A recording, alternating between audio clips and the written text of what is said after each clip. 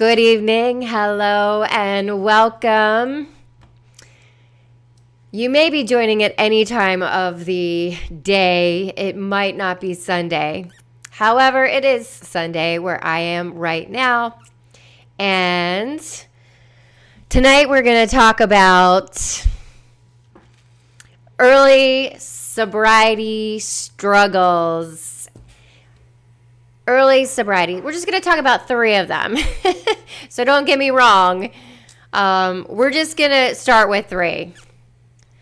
So if you're joining, hello and welcome. Thank you for being here. No accidents, no coincidences that you are here. Welcome. If you don't know who I am, my name is Karen Kane, and I wasn't always this way. I was a drunk, full-time, semi-functional drunk.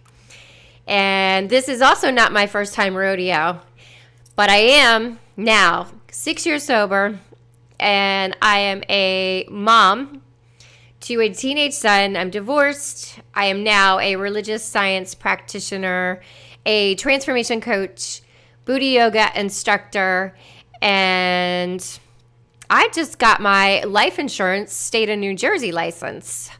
So that was literally just added. So I just keep working on myself and building and adding, because I know that the more that I nourish and learn for myself, the more that I could offer people to help people. Okay, so let's just get into why we're here. 3 early sobriety struggles. So, depression. Now, when we drank, we were depressed for sure, because alcohol is a depressant. And so we're kind of used to being in that state. However, we were self-medicating to not feel anything, to check out, to escape. I mean, drinking as an alcoholic, you're just escaping. You can't cope and you're just checking out. Blacking out, checking out, whatever it is. You're not feeling the feels because you are self-medicating. To escape, go somewhere else, not facing reality, not facing whatever you need to face, fully present or not at all present. Okay, so one of the struggles is feeling depressed, not being able to drink, and then having to actually feel the feels and then work through it without a drink, without picking up a drink.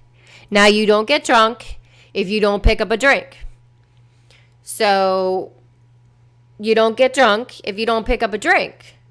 But we have to feel the feels and work through. So the only way out is through. And we have to learn coping mechanisms and a new way of life. The new way of life is going to be pretty much completely different than what you know. So I would also recommend that you prepare for this. And that's kind of why this was my 3rd time. 3 times the charm. Because I wasn't fully prepared to totally change my life. I wasn't fully prepared to, let's get to number 2, lose all my friends, lose my relationship, to have people feel threatened by the new me who started to become more conscious of her actions and choices and who she was, and realized that I had the power, or you have the power to change or to do whatever you want. And that when you take your power back, somebody who is used to perhaps having power over you is going to feel threatened. And sorry guys. I got a little excited. They might feel threatened. And they might make you feel like not so good, like you're not doing such a great thing, which is crazy. And that just means that most likely that relationship was toxic and it shouldn't be in your life anyway, because you are worthy of so much more, especially if you're working on changing your life. I'll just throw those in real fast. See how I got like a little bit soft, like quick talking there? Okay. So you're going to experience loss and grief because, for one, you had this relationship with alcohol that you no longer have. You broke up with that relationship that you had with alcohol.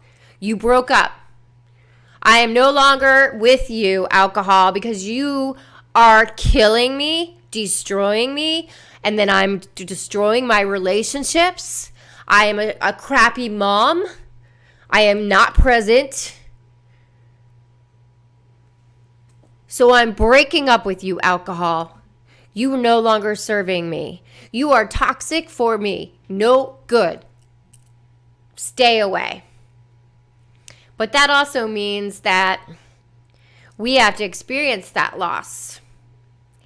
That loss of perhaps relationships, friendships. So it could be intimate relationships.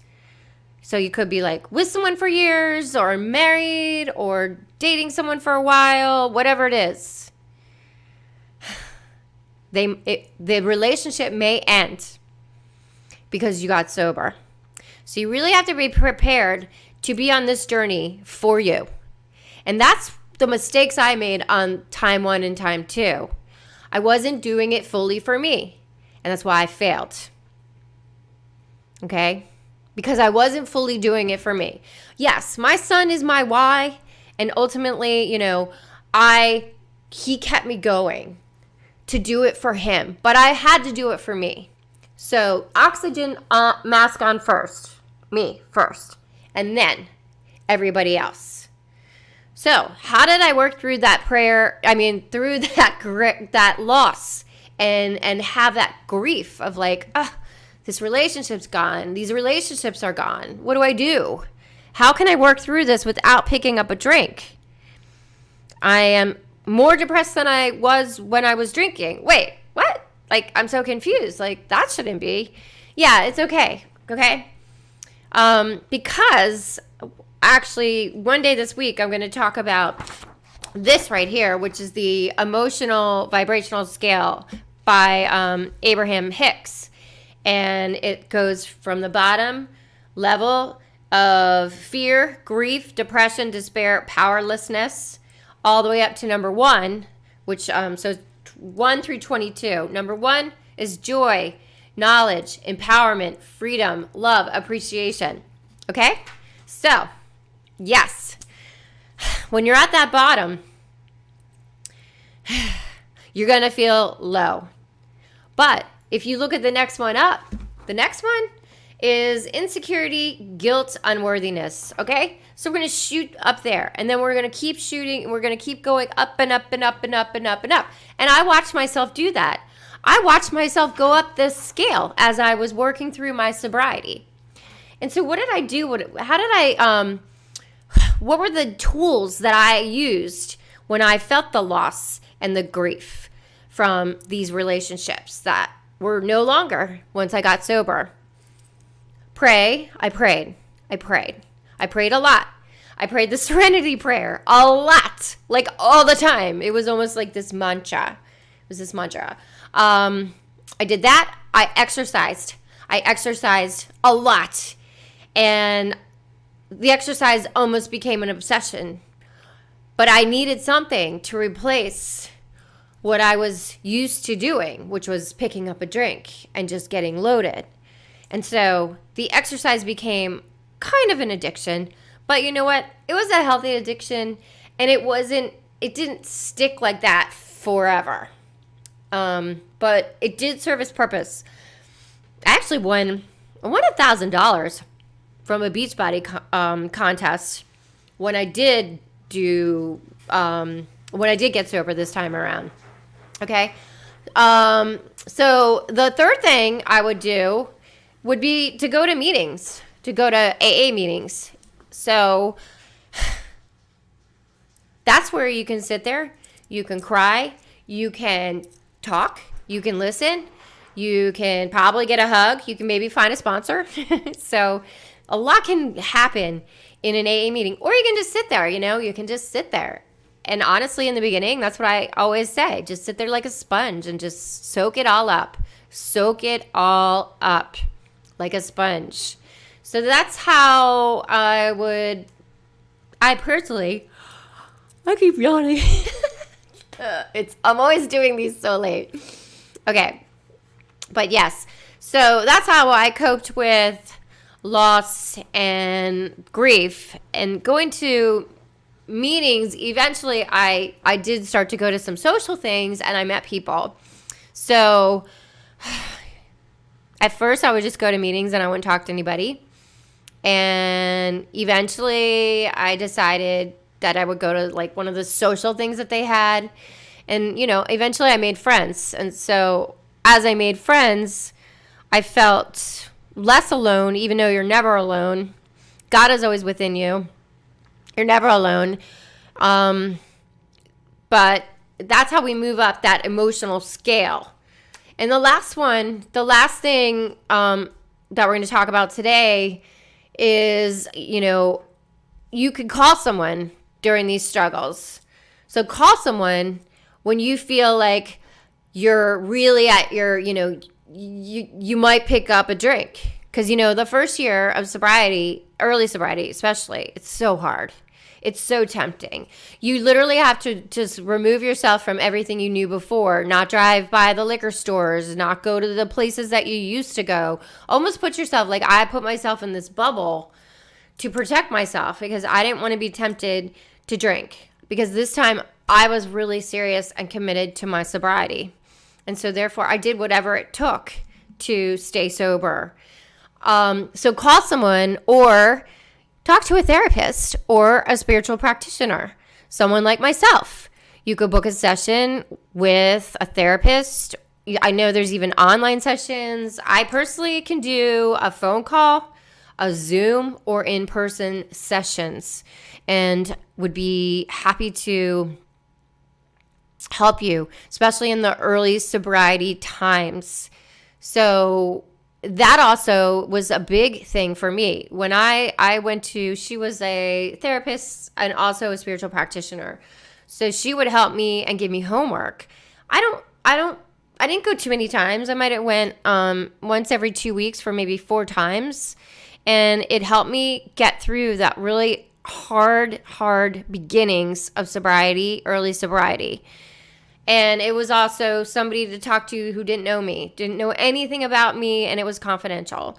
So because of those facts, it was really easy to go in and talk to someone and also get homework. So we created affirmations, and I would practice saying the affirmations like 10 times in the morning, 10 times at night, and really worked through those initial things in early sobriety that I was really, really struggling with. And so, it's going to be hard. Nothing that you've ever really, accomplished in life, big things, you had to work for those things. And they didn't just come to you on a silver platter. We all know this. The good things you got to work for and even fail a couple times. Like everything, I failed my life insurance test. I failed my booty yoga. I think that was, I almost feel like I failed twice. I think I failed twice. Yeah, I did. Okay, so 3 times the charm, for me. But early sobriety is difficult, and you have to be ready to really, really commit to fully changing your life. And understand that you are going to go through some pain. It's going to be painful. You are breaking up with some relationships that were very, very near and dear to you. And maybe relationships that you thought were serving you. And a little bit down the road, you're going to realize Oh man, that was a blessing because everything is happening for you, not to you, and it's happening for your greatest and highest good. So, you have to always keep that in the back of your mind. That's all I got for tonight. If you like this video, make sure to click the subscribe button and the bell so you get notifications when I upload or go live.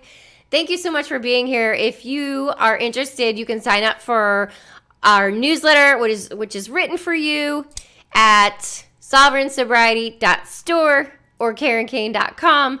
Things are kind of ever evolving. And I love you so much. Thank you for being here. Peace, love, and namaste. Be well.